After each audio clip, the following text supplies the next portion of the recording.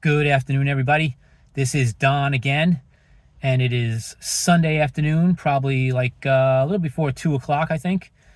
And today it's time for episode 40 of Practical Reality. Pretty excited making my 40th video. I'm trying to get into the park, but the park is closed. I'm not sure why. As I'm looking around here, doesn't see anything particularly wrong. I guess this is because of the approaching storm. They don't want people in there. The weather has changed dramatically. It was nice and warm recently, unusually warm for October and September, actually. And now all of a sudden we are down to like 61 degrees and cloudy and breezy, and there's a big storm coming up the coast. I don't think they've given it a name, but it's supposed to get some significant rain and some wind between now and like Tuesday morning. So this is episode 40, and I'm really excited to be making it. And today's discussion is going to be a little bit different than what I normally discuss here. But I think it's a very important topic to consider if you consider yourself to be a spiritual person.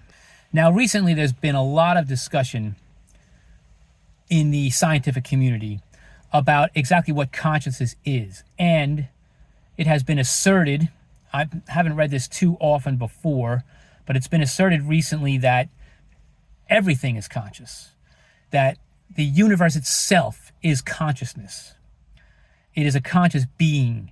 And we as human beings are also conscious beings, but our consciousness does not come from within ourselves. We turn out to be the receptors, the receivers of the consciousness that constantly flows around us, which gives credence to the argument that a person who is in touch with this consciousness can influence this consciousness to bring to them the things that they want in life. Now, one thing that I have believed for a very long time is that love is the driving force of the universe. Now, how do I explain that? How do we exist? How does anything around us exist? How did the earth come into existence? If the universe was unfriendly by its very nature, there's a very real doubt that we would be here. In my opinion, the existence of people in this beautiful planet that we live on is a strong indication that there is a benign force in the universe. And whether or not you want to call that benign force God is up to you. Now, I grew up as a Catholic. I grew up as an altar boy. I went to Catholic school. I went to Catholic high school. So I had, 12 years of Catholic education. And plus I was an altar boy, like I said. So I'm well versed in the teachings of the Catholic Church, okay? And in general, I would say that they feel that God is a being outside of you, to which you have to, swear your obedience, but he is also seen as a benign, loving presence. You could attribute that sort of to the difference between the Old Testament and the New Testament. In the Old Testament, God is seen as a person you have to obey. He lays down the law, and what happens to you if you don't obey, okay? The New Testament, however, stresses, because it's about the life of Jesus Christ, the message, the overriding message that is stressed is one of love, okay? Love for yourself, love for your neighbor, about the power of love and what it can do in the world, which obviously was the beginnings of the Catholic religion and has influenced the thinking of many, many people since that time. I don't want to go too far off on a tangent here, but my whole point is that you can see that if the universe has a benign consciousness guiding it, you could call that God. You don't have to call it God. It depends on what you believe. But the whole point is you can infer, if you believe in God, that belief should be strengthened by the fact that we are surrounded by a loving consciousness. In other words, if you believe that God is love, a loving being, then the fact that consciousness around us, and we being the receptors, feel that love means that God can be seen as a loving consciousness, which is the guiding force or the guiding hand of the universe. So what does that mean in terms of love? Another thing that I have always believed and have always said to people is that creating love is one of the highest purposes a person can serve. The creation of love is one of the main purposes of life, in my opinion. Okay? Now, love is a feeling that arises from within you, and love is also something that you feel from others, from your pet, this kind of thing. Okay? So love is a feeling that could easily be said to pervade the universe and be a primary component of consciousness. And what happens when two people are said to fall out of love? The love between them dies, goes away, okay? If you are a mature person, and this has happened to you more than once, okay, usually you walk away with the feeling that you'll find love again, okay?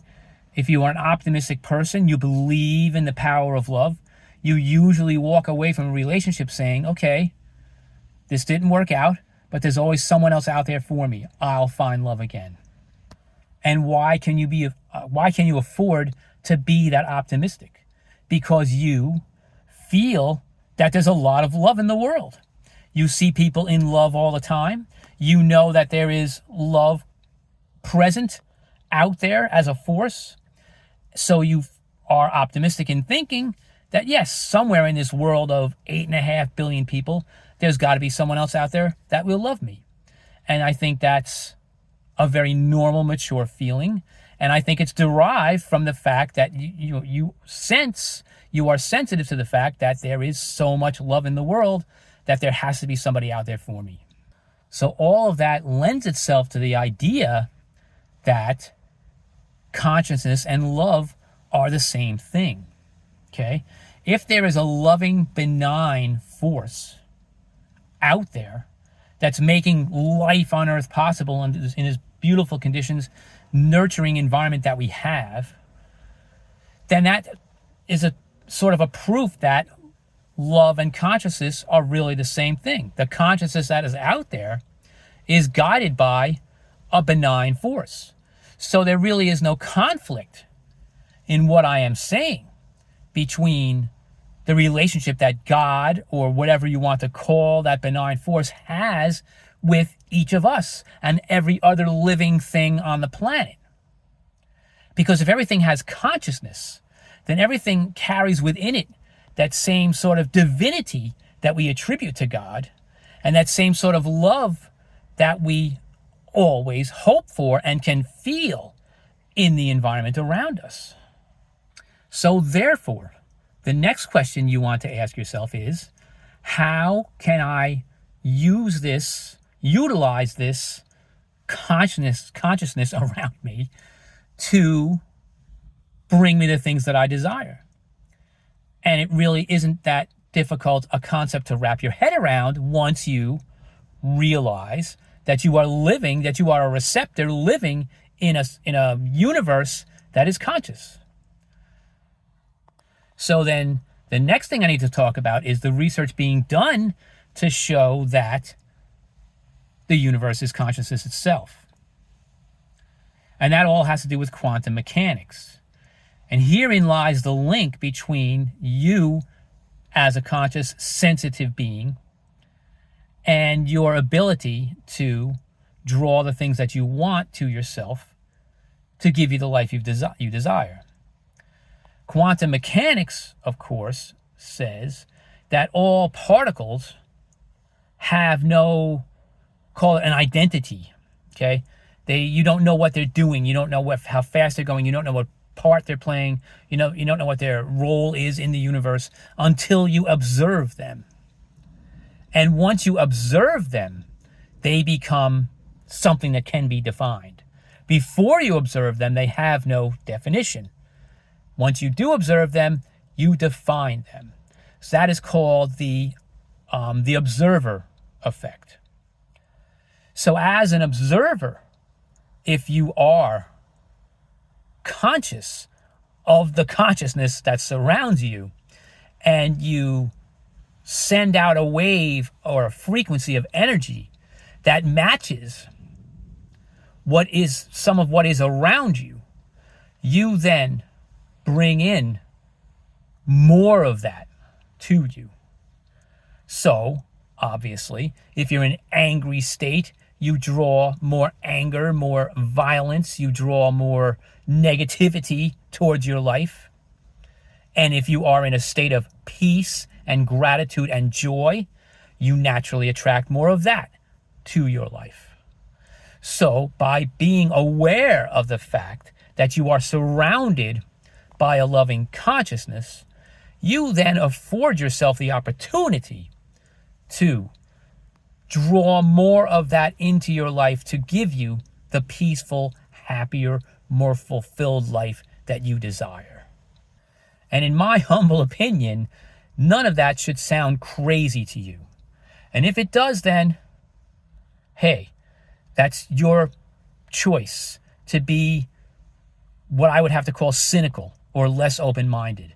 Because as far as I'm concerned, the other main purpose of life besides creating love is the accumulation of knowledge.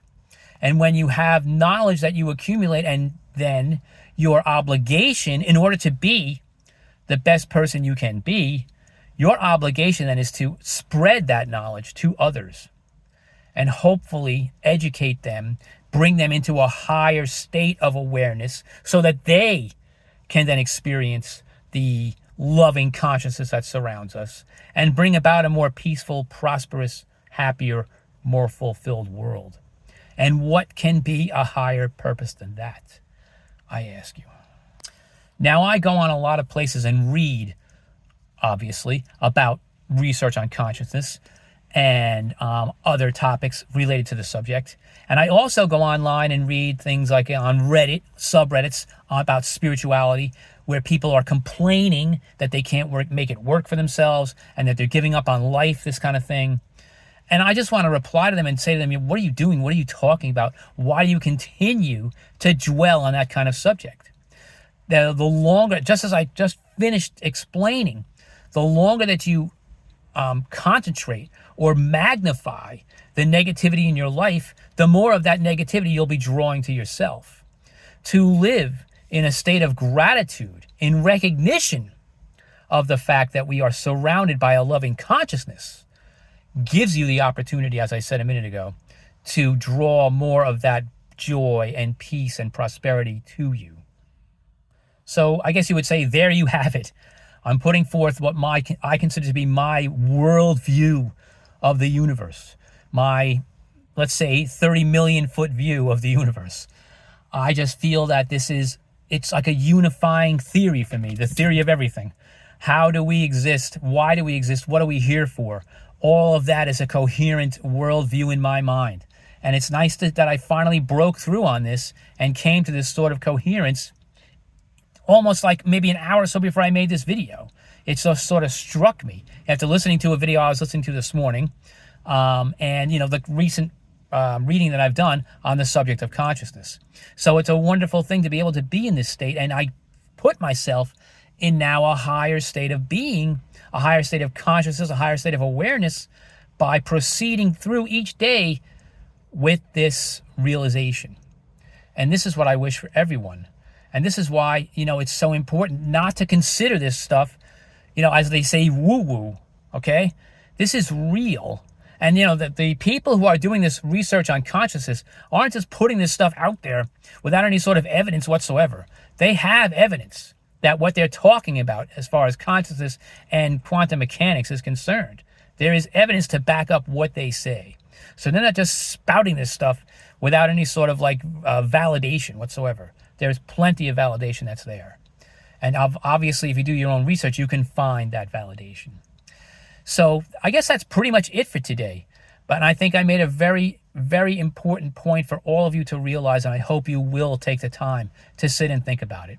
Because there are so many distractions that take you off the route of your own happiness. I really want to make everyone realize that that doesn't have to be that way for you. You can be anything you want. You can live in any state you want. All going back to my main point that I make in these videos, that control of your internal environment is the key to your happiness. There is so much out there that is going to distract you, to try to knock you down, to try to tell you you're crazy. But if you stick to your own principles, and today is a central new principle for you to incorporate into your own sort of worldview, as I have done, about loving consciousness, then you can be a happier person living a more fulfilled life. And what can be better than that for you? Thank you all for this, listening to me today. It is a beautiful day, even though it's cloudy and rainy, going to be raining soon. It's a beautiful day to realize something as wonderful as this for anyone who does. And I hope that you all do. Have a great day. Take care.